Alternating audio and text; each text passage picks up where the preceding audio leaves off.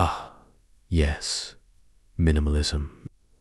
The holy grail of self-improvement where you get to strip your life down to the bare essentials. Toss out everything that might bring you a shred of joy and convince yourself that deprivation equals enlightenment. It's like dieting, but for your soul, and who doesn't want a thinner soul, am I right? So, why is letting go the true wealth?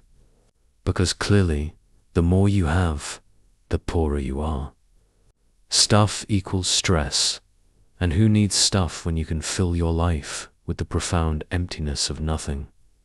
Less is more, they say, which is probably something someone with absolutely nothing came up with to make themselves feel better. Let's dive deep into the minimalist mindset, where freedom is defined not by what you gain, but by what you lose. Isn't that just inspiring? Step 1. Declutter your life by throwing away anything that brings you joy. That's right. Start with your childhood memories, your sentimental gifts, and anything that holds even a glimmer of happiness. It's not the object that matters, after all, but the gaping void it leaves behind. Trust me, there's nothing more liberating than staring at a blank wall, sitting on a chair that barely holds together, and wondering if this is what life is really about. Minimalism isn't about having nothing, it's about having the right amount of nothing. Feel the satisfaction when your house echoes, because you've successfully rid yourself of your worldly attachments. After all, you don't own things, they own you. Some anonymous guy who probably couldn't afford things in the first place. Step 2. Time to let go of relationships too. Next on the chopping block. People. Yeah, that's right. Human connections, emotions, friendships, they're all just clutter. Who needs the complexity of emotional attachment when you could live in a bubble of complete and utter solitude? Marie Kondo your friends. If they don't spark joy, out they go. Your cousin's wedding invitation? Nope. Your neighbor's baby shower? Why bother? Relationships are just responsibilities in disguise, and responsibilities weigh you down. The ultimate minimalist flex is cutting off anyone who requires even the smallest ounce of your time. After all, time is money, and relationships are just bankrupting your soul. Minimalism is not about having less. It's about making room for more nothingness. Me, because why not? Step 3. Minimalism as a path to inner emptiness. Oops, I mean peace. Now that you've purged your home, your friends, and your emotional baggage, it's time to focus on your inner self. Ah, yes, inner peace. The ultimate minimalist goal. But here's the kicker: inner peace isn't about finding calm in the chaos. It's about creating a desert where chaos would die of boredom. Look at those monks sitting on their stone slabs, meditating in the middle of nowhere. They've nailed it. All they have is a robe, a bowl, and a 1,000-yard stare that says, "I have transcended human needs." And you too can achieve that level of detachment. Just get rid of every single thing that makes you human.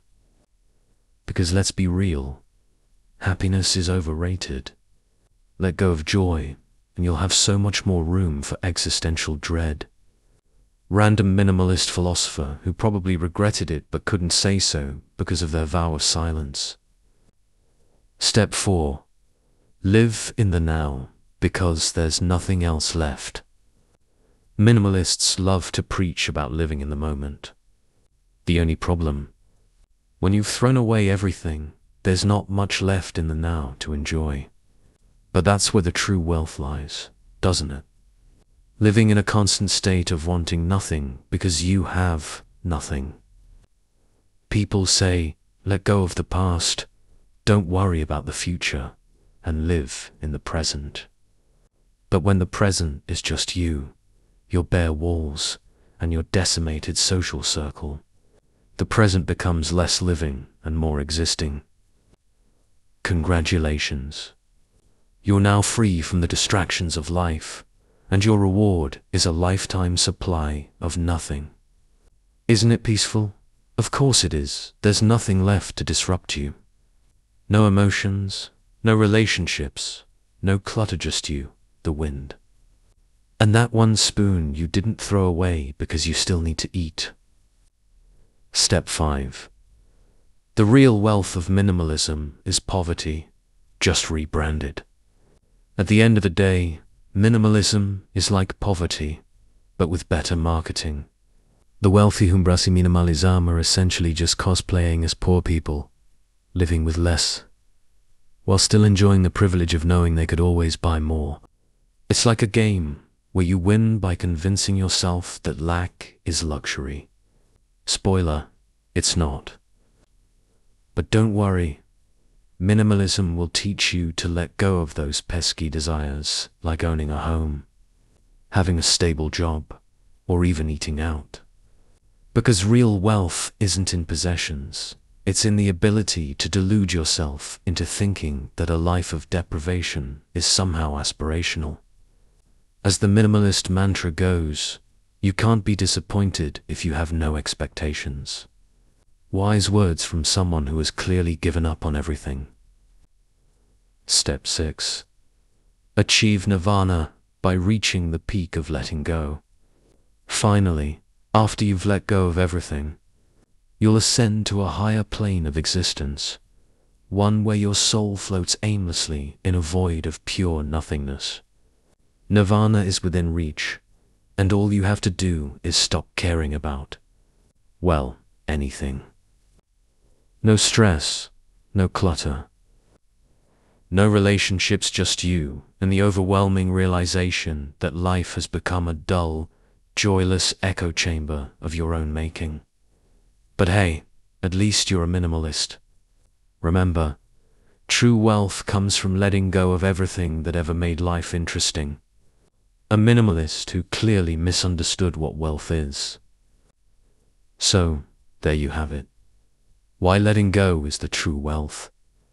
Sure, you could spend your time chasing material wealth, emotional fulfillment, and genuine human connections. But where's the fun in that when you could just toss it all aside? Claim you're enlightened and smugly look down on those still clinging to their joys. Minimalism isn't about living better. It's about living with less. Less joy, less love, less stuff. And if you're really good at it, less of a reason to get up in the morning. But hey, at least you'll have a clean house, right? So go ahead, let it all go. You're one garage sale away from reaching the pinnacle of human achievement. Absolutely nothing.